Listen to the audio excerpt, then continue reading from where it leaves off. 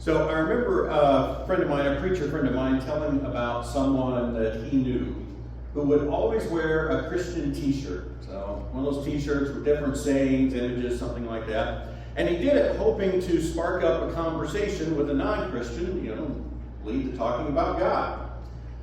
It rarely worked. But then one day, all of his Christian t-shirts were dirty. Apparently he was a single guy. And the only thing he had to wear was a Gibson guitar t-shirt. So he wore that, and he sparked up a conversation with a non-Christian. Sometimes we try things, and you got to give a guy credit for trying. The person who's even trying to connect with non-Christians deserves, again, some credit there. But there are effective ways to do it and ineffective ways to do it. And what we're going to see today is our command to make disciples, which we all know, demands we seek effective methods. We need to do it in a way that really works. We're going to be in Acts 17 today, and we're still on Paul's second missionary journey. And he's left Berea. You remember he had gotten there, and the people were very receptive, even the Jews. But the people in the last town were still upset, so they came there and ran him out of Berea. He was escorted to Athens, and he was left there alone.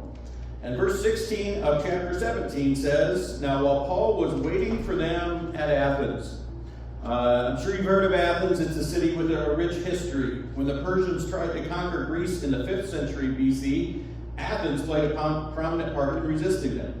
It reached its zenith under Pericles between the years 495 to 429 BC. During the last 15 years of his life, the Parthenon, numerous temples, and other buildings were built. Culturally and intellectually, Athens remained supreme for centuries.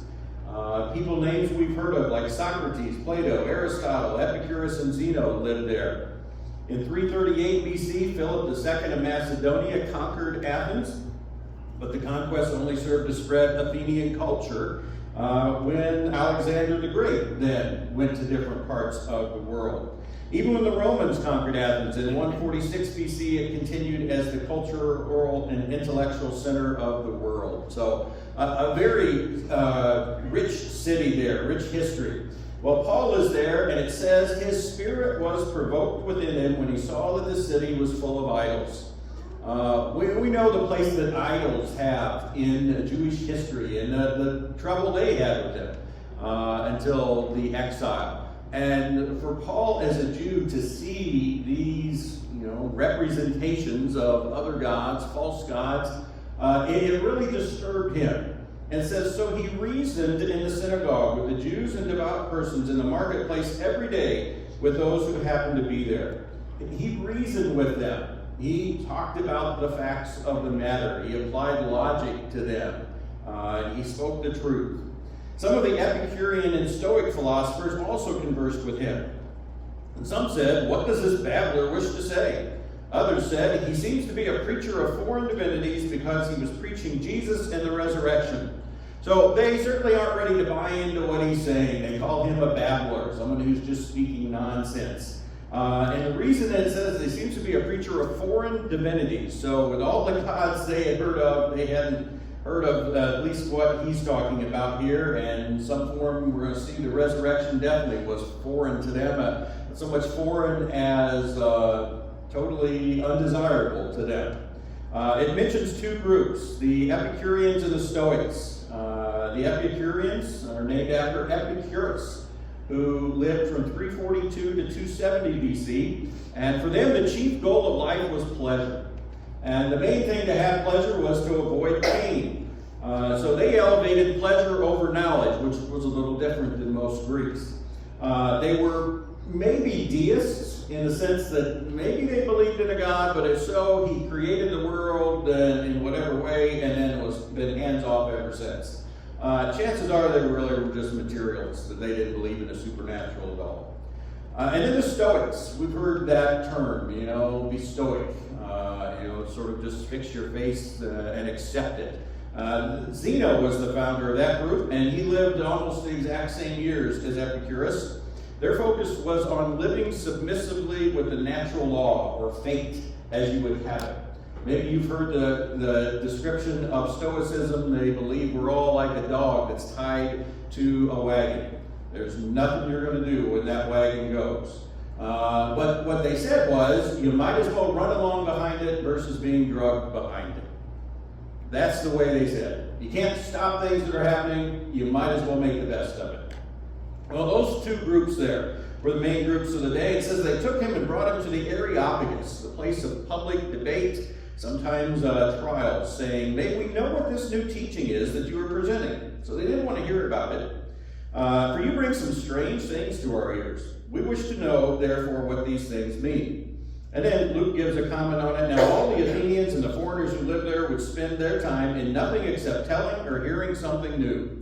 I guess a good job if you can get it. Just talking about things. Verse 22, "So Paul, standing in the midst of the Areopagus, said, 'Men of Athens, I perceive in every way that you are very religious. For as I passed along and observed the objects of your worship, I found also an altar with this inscription, to the unknown God.'" So you're very religious. He's not saying that they're, certainly following the way they should, but you spend a lot of time focused on gods. You can tell from their idols and everything that's there. And then he says, "As I passed along, I saw an altar with this inscription, to the unknown God." He says, "What therefore you worship as unknown, this I proclaim to you." Now, it doesn't mean they were worshiping God, the true God. And someone pointed out that, he says what you worship versus who you worship. But Paul uses that as a jumping off point. He says, "The God who made the world and everything in it." And as he talks, he's going to be saying some things that will go against what they are thinking. So, made the world and everything in it. I forgot to mention there that the Stoics were pantheists. So a pantheist believes God and the world are basically the same. God is the world is God. Well, Paul's saying no, God made the world. It is distinct and separate from him. Being Lord of heaven and earth, he does not live in temples made by man, nor is he served by human hands as though he needed anything. In the Old Testament, there was a temple, but it's not that God needed anything. It was done for man. Versus the Athenians' view and the Greek view was they were providing what the gods needed. Since he himself gives to all mankind life and breath and everything. And he made from one man every nation of mankind to live on the earth, on the face of the earth, having determined allotted periods and the boundaries of their dwelling place. So that goes against deism. It says God created and he's been hands off ever since. It says no, God's still very involved. That they should seek God and perhaps feel their way toward him and find him. So he says there is evidence of God out there, and we know that. Psalm talks about the heavens reveal the glory of God, and there's even a psalm that talks about. It says there, "The Lord looks down from heaven on the children of man to see if there are any who understand, who seek after God." So he says it's possible. You could get some evidence there, but Paul is going to give them the details. And he even talks about the fact that in their culture, some have had some reflections that portray to some degree the truth. It says in verse 27, "Yet he is actually not far from each one of us. For in him we live and move and have our being. Even some of your own poets have said, for we are indeed his offspring." So there's two quotes there from Greek literature. That Paul is saying, they've stumbled on the truth to some degree. It's been said all truth is God's truth. There is evidence of God. He says it's even been reflected there. But then he goes on to clarify and correct. He says, verse 29, "Being then God's offspring, we ought not to think that the divine being is like gold or silver or stone." If we're the offspring of God in whatever way, well, that means God can't be gold or silver because there would be no offspring there. And he's not an image formed by the art and imagination of men. The times of ignorance God overlooked, but now he commands all people everywhere to repent. That verse provokes some discussion at times. It doesn't mean that God overlooked it in the sense that everyone, prior just gets a free pass into heaven. It's overlooked in the sense of God's focus was not evangelism prior to that. The Jews were never commanded. They did not have a great commission to go into all the world. Things weren't ready at that point. It tells us in Galatians 4, when the fullness of time had come, God sent his son. And now there is this command to go into the world. Verse 31, because he has fixed a day on which he will judge the world in righteousness by a man whom he has appointed. And of this he has given assurance to all by raising him from the dead. How can you know this is true? Because of the resurrection. You know that there's a need for God. You also know there's an opportunity for God now. Well, verse 32, now when they heard the resurrection of the dead, some mocked. That did not fit in Greek ideology, in their philosophy or theology. The body was basically something you wanted to escape. And so this idea of coming back from the dead just didn't work for them at all. It didn't make sense. But others said, we will hear you again about this. So Paul went out from their midst. But some men joined him and believed, among whom also were Dionysius the Areopagite, and a woman named Damaris, and others with them. So that's Paul's ministry there. It's short-lived in Athens. Well, we're told in Matthew 28, and we're all familiar with this passage, go therefore and make disciples of all nations, baptizing them in the name of the Father and of the Son and of the Holy Spirit, teaching them to observe all that I have commanded you, and behold, I am with you always to the end of the age. That has become known as the Great Commission, and it is the mission of the church. Very clear. Well, let me ask you, how's the church doing? Not very well. Not very well? I'm not disagreeing with you. Yeah, at this time, certainly, it started off well. Seems to have stalled, definitely when we think about maybe the church in America. Well, why is that? Distractions. Any other thoughts? Comfort? We've hired a preacher to do it. Let's hire a preacher. That's his job. We're going to talk about that. It's been said, I would agree. It's not going the way it should, the way it could. It's been said the definition of insanity is to do the same thing over and over again and expect different results. So if what's going on isn't working, we need to look and see, should we be doing something different? And I would say even more insane is doing nothing and expecting any results. And so we definitely need to examine that. That's what we're going to look at today, some observations from this passage here. The first one is we need to go out versus waiting for people to come to us. Waiting for people to attend church is not evangelism. Trying to be as welcoming and open and comfort and all that, that's not evangelism. It says in the Great Commission, go into all the world. And really it can be translated as you're going. In the course of your life, in the world, make disciples. Do what it takes to make disciples. One thing that has an obvious focus on individuals versus the church as a whole. It's not talking about programs or events. It's not talking about just the leaders. That's the preacher's job.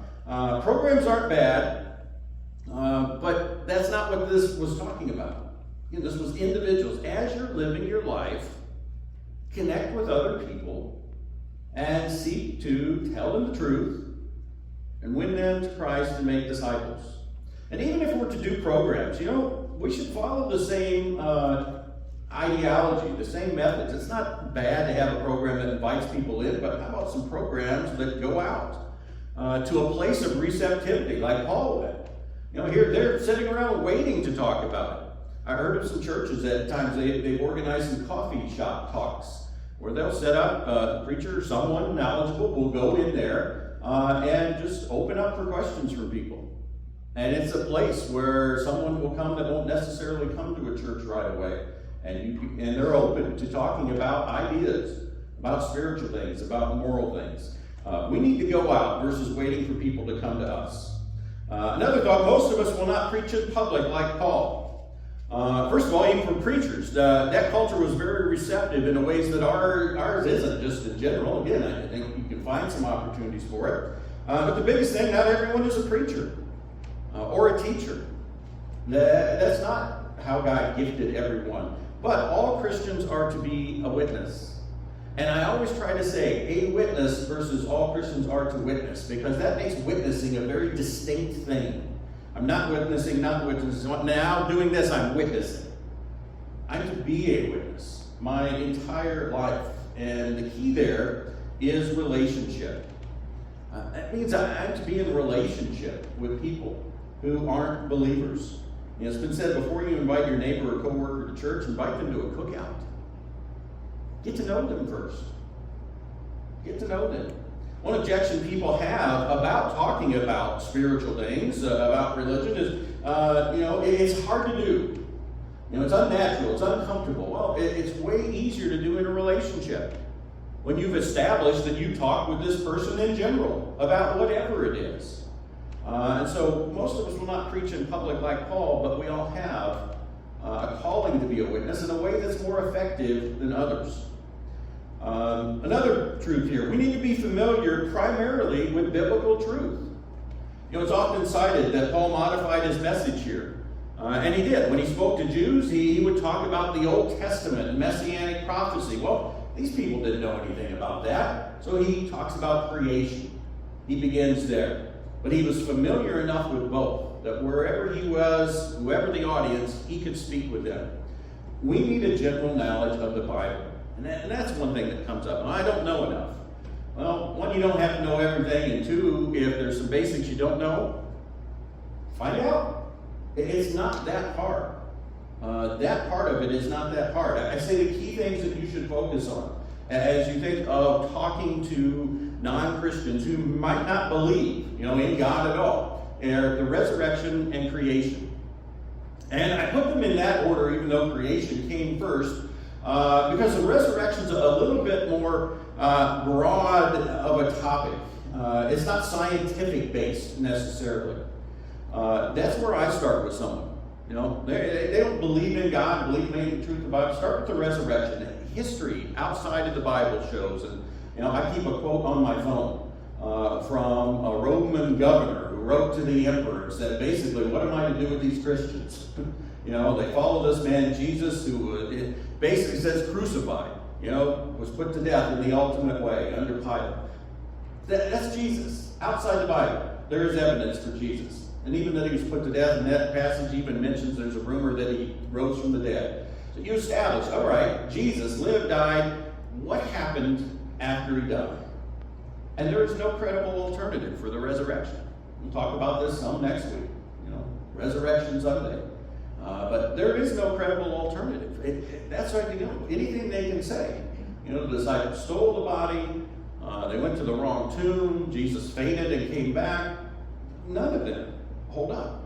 And it's pretty easy to know that.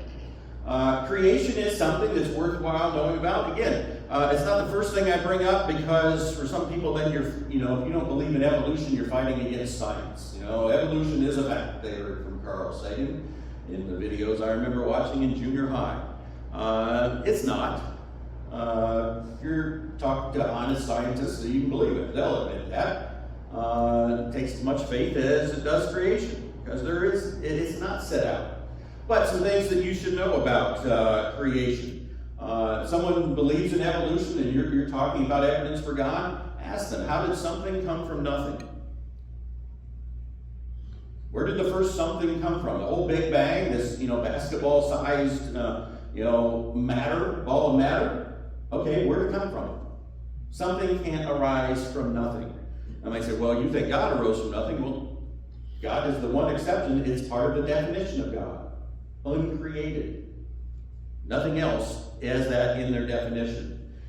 You can also bring up the argument from design. The intelligent design movement today is not the same as creationism, but it certainly overlaps. It's the idea that design does not arise without some intelligence orchestrated. The second law of thermodynamics says that entropy is the rule in a closed system. In other words, things run down. We can all attest to this. You put a brand new car beside your house and leave it there for 10 years. Is it going to be running better and shinier? No. But this evolution basically says that's what happened to what we have. It got more organized without any input. Whereas Christians say there was input. Yeah, God started with stuff, and formed it into designs. God's an intelligent designer. And then also you can bring up life from non-life. It's one thing to say there was matter. It's a huge jump to go from matter to life. Where did life come from? I was talking with someone once. He said, well, I think it came from another planet. All right, where'd that life come from? Just stop and think about it sometimes. It's pretty easy, really, to discuss these things. So we need to be familiar primarily with biblical truth, but we also need to be aware of current thought trends. I remember an old preacher illustration, and that's basically a euphemism for lies, I think. Some preacher illustrations. I remember hearing one once. It was all I could do. Again, I'm not good at keeping my mouth shut. But I'd seen this illustration out there, but I'd never seen anyone use it. It was about an experimental fighter plane. They were testing it out, and it shot itself down because they didn't realize it was flying faster than the bullets. I heard a preacher give that illustration, and it was all I could do now is just jump up and say, that's the stupidest thing I've ever heard in my life. So, anyway. But I heard this other preacher illustration. It says, the Secret Service, who are in charge of counterfeit money, they don't teach their agents, with counterfeit bills. They teach them to know just the actual bill. So anything different, they recognize. Well, you think if there's a current counterfeit out where Ben Franklin's nose is a little off center, they aren't going to tell the guys, hey, look for Ben Franklin's nose, it's a little off center. Yeah, they study both. They study the true bill, and if they know there's something out there they're going to run into, they'd study that as well. Well, there are some things out there as Christians we're going to run into. They're pretty common.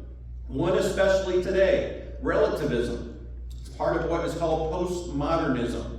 It used to be modernism. We're in the age of postmodernism, and one big tenet of postmodernism says there is no absolute truth, or there are no absolutes.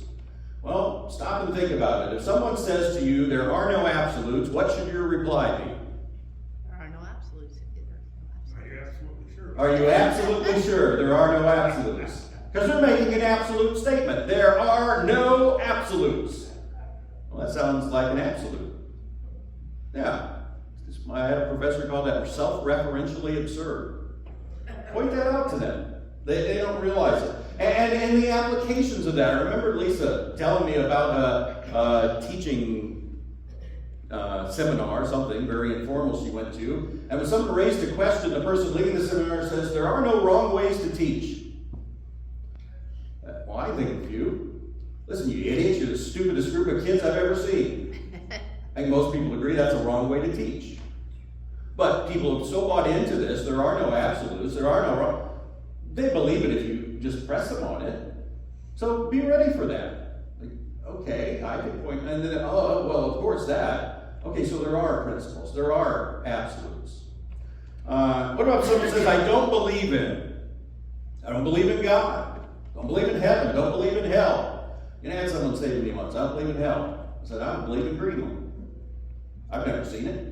Never know anyone who's been there. I think it's just big conspiracy people brought up that there's a Greenland. I believe in Greenland, but I want to point out to her, what's the basis for your belief? Is it just because you don't want there to be a hell? Well, that's what it was. Let's look at some facts. Okay? Everyone is going to heaven. Or at least good people are going to heaven. It's a pretty common misconception people have. We need to know the facts about God, His holiness. Jesus dying on the cross. Why did He do that then? I'm too bad to go to heaven. There's another one, the opposite side of the coin. I watched a show recently, and it talked about people like us don't go to heaven. And you can tell, and I've seen it. That's a common thought.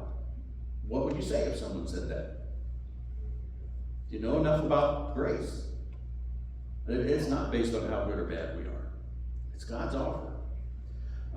You shouldn't judge, or only God can judge. There's a common one.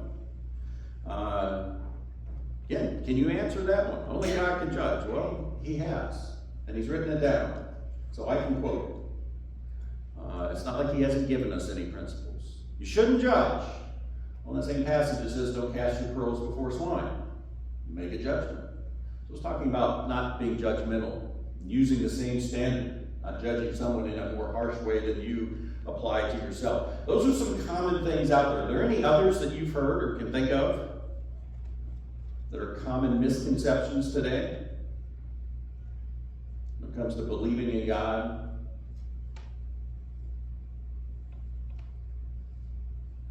All right, whatever there is, if you hear a new one, there's an answer to it. And that's one thing to realize too. You may not know the answer. Don't feel bad about saying, I don't know. I'll find out.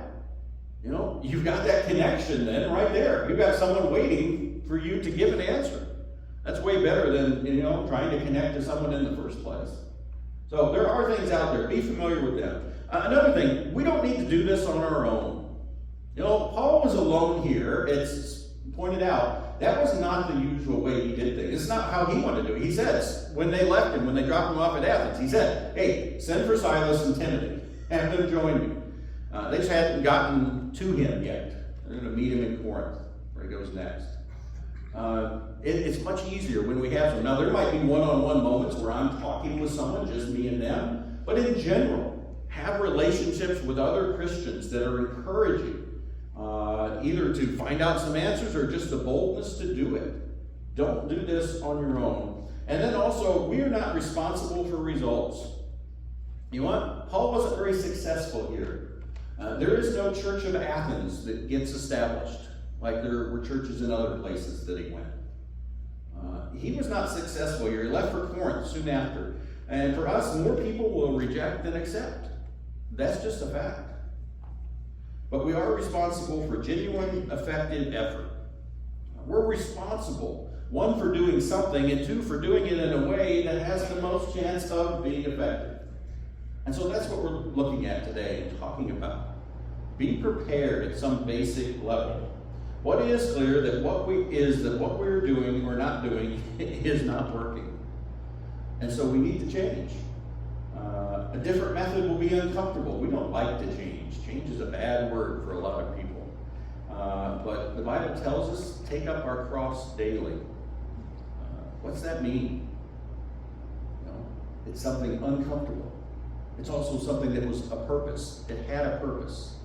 Jesus took up his cross because that was his purpose. That was his mission. We have a mission. Take up our cross daily. So, as we close today, ask yourself a couple questions. What is one way I can change my approach to being a witness? And not just witnessing, though that's part of it, but being a witness. What is one way I can change my approach? Like the guy who always wore a Christian t-shirt. He wears the Gibson guitar. Well, that worked. It's something I can do to connect. You know, maybe it is inviting that neighbor over for a cookout. Sometimes when we talk to people, they talk about everything they have, boasting in what they have, what they do, without any thought of God.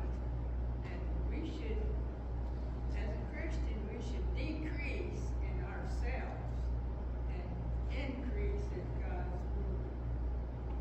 We absolutely should. Now we got to find a way, if that person, if that's what they're talking about, how do I connect with that person? And if the very first thing might not be to quote a Bible verse set, but to connect with them and say, yeah, I can understand how it is tempting, isn't it? You know? Yeah. Do so. Find an effective way, especially if what you've tried hasn't worked. The first thing out of your mouth is always a Bible verse. How's that work for you? If that doesn't work, what's a more effective way?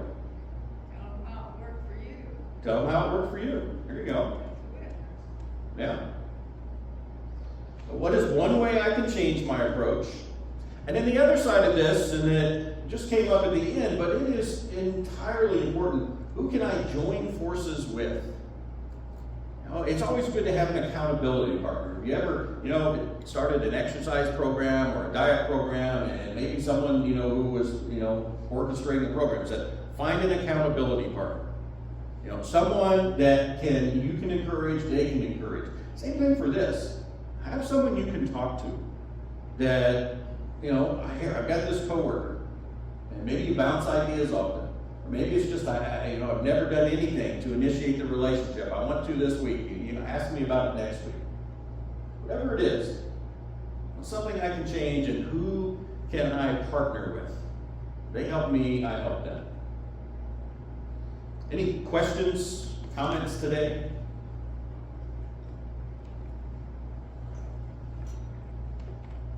There's no question that this is our mission. We're to, as we're going, to seek to make disciples. Well, there are better ways to do it than others. And certainly we need to find a way versus no way. I think one thing we should think about too is the holier than thou attitude sometimes that we can get as Christians. We always have to realize to be humble to people that don't know the word. And it's like, you don't always have to say something to somebody, and it is sometimes hard when you're trying to talk to people that believe and don't believe. Sometimes your actions speak louder than words. It's probably going to start with your actions, and eventually you've got to say something. Both extremes. I see both extremes. Some who just jump right in, quote the Bible verse, from minute one, and others who, I'm just being an example and never get to the point of sharing the truth. You've got to find that balance there. There was several times that I've run into people that decided not to go to church again because of the actions of fellow Christians. And it just bounces to the word hypocrisy. And so this one person I talked to, she considered all Christians hypocrites. And I think I failed in explaining it to her. I said, don't lump all of us in with just those that hurt you, but do a reasonable, objective observation and look to those who are acting properly. But remember, we're all human. I don't know if I got through to her or not, but that's the best explanation I can say to describe what happened. Yeah, you're right. That is a common thought that comes up. And it's one of those things, I guess any of the objections can be this way, but it's definitely one that if they're just being unreasonable, if they're just looking for an excuse, that's one you'll never overcome, because you're right, you're always going to find hypocrisy. But if they really are open to the truth, then yeah, you can point out. It's like, there's some bad football players, and I keep watching the NFL. All right, there's examples like that. But I think that was a good, ultimately we're there to worship God, and there is no hypocrisy in God. But there always will be imperfections in people, and that's the difference too. We're not perfect, but there's a difference between not being perfect and being a hypocrite. Well, and honestly, you can agree with her to a point, because we are. We tend to be judgmental and stuff, and that's what I've told people. I said, yeah, you're right. I can be a hypocrite, but you know what? I'm trying to be a better person. Yeah, that's the other side. My dad would say it's better to go to church with a few of them than to hell with all of them. If you don't like hypocrites, you don't want to go to hell. Yeah, hell would be full of hypocrites. Paul touched on faith a lot. He said, faith without works is dead. Of course, our works don't do anything, but we show our works by our faith. Show our faith by our works. Yeah. Yeah, show our faith by our works. Yeah, you're right. And so it definitely comes into play. Deeds. And if someone's open to it, then, they should get it. You're right. I'm imperfect, and it's sometimes absolutely hypocritical. Trying to get better. It boils down to love. Yeah. And time. Sometimes we don't want to be uncomfortable, and we don't want to take time. So sometimes I ask myself, am I really letting God down because I'm not talking to people? We could come up with all the excuses in the world, just like they did in the Bible. But who are you really letting down? And I think if we approach it differently, that, relationships are the key, it takes some of the pressure off. You know, it's much easier to talk to a person in a relationship than, you know, just immediately meeting someone and sharing the gospel. All right, well, again, another passage there with plenty for us today, and questions to take with us. What is something I do different? Who can I partner with for encouragement? Let's go to God in prayer.